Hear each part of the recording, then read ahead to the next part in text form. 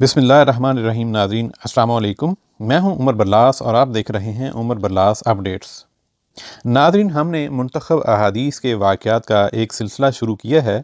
यूँ तो आपने मुख्तलिफ़ मज़हबी रहनुमाओं से ये वाक़यात सुन रखे होंगे, लेकिन यहाँ पे हमने अहादीस के वाक़यात को रेफ़रेंस के साथ मिन-व-वन पेश किया है।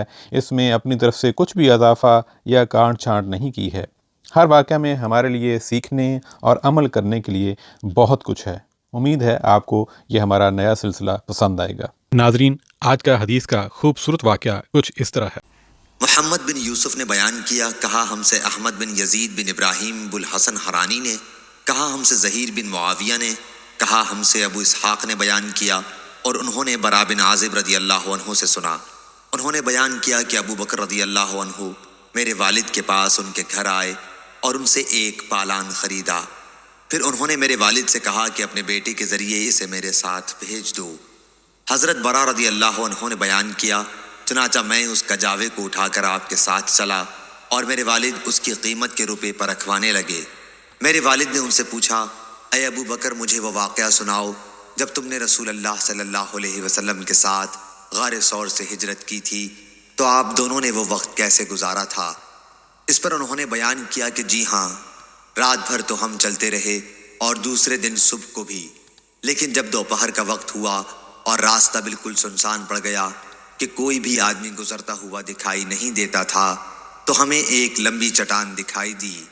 उसके साए में धूप नहीं थी। हम वहाँ उतर गए और मैंने खुद नबी करीम सल्लल्लाहु अलैहि वसल्लम के लिए एक जगह अपने हाथ से ठीक कर दी और एक चादर वहाँ बिछा दी। फिर मैंने अर्ज़ किया, या रसूल अल्लाह, आप यहाँ आराम फरमाएं, मैं निगरानी करूँगा। हज़रत सल्लल्लाहु अलैहि वसल्लम सो गए और मैं चारों तरफ हालात देखने के लिए निकला। इत्तेफाक से मुझे एक चरवाहा मिला।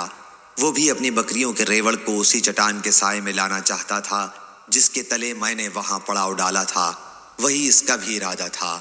मैंने उससे पूछा कि तू किस कबीले से है। उसने बताया कि मदीना, या रावी ने कहा कि मक्के के फलां शख्स से। मैंने उससे पूछा कि क्या तेरी बकरियों से दूध मिल सकता है। उसने कहा कि हाँ। मैंने पूछा, क्या हमारे लिए तू दूध निकाल सकता है। उसने कहा कि हाँ। चुनाचा वो एक बकरी पकड़ के लाया। मैंने उससे कहा कि पहले थन को मिट्टी, बाल और दूसरी गंदगियों से साफ कर ले। अबू इसहाक़ रावी ने कहा कि मैंने बरा बिन आज़िब रदी अल्लाह अन्हु को देखा कि उन्होंने अपने एक हाथ को दूसरे पर मारकर थन को झाड़ने की सूरत बयान की। उसने लकड़ी के एक प्याले में दूध निकाला। मैंने हज़रत सल्लल्लाहु अलैहि वसल्लम के लिए एक बर्तन अपने साथ रख लिया था। आप उससे पानी पिया करते थे और वज़ू भी कर लेते। फिर मैं हज़रत सल्लल्लाहु अलैहि वसल्लम के पास आया।